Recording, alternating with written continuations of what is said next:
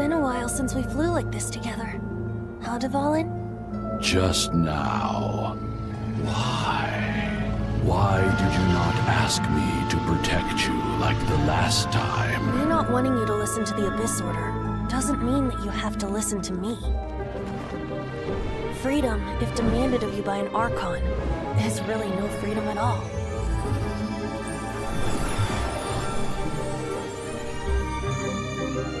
Is this the power of the Animo Archon? But I am no longer part of the Four Winds. Even if that's so, you still protected us regardless. Now spread your wings of freedom and go with my blessing.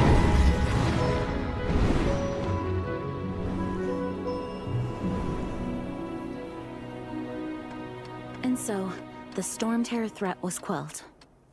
I clarified the misunderstanding to the citizens of Mondstadt, and let them know that they are safe.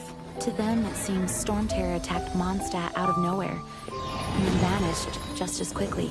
They must be finding the whole ordeal very confusing.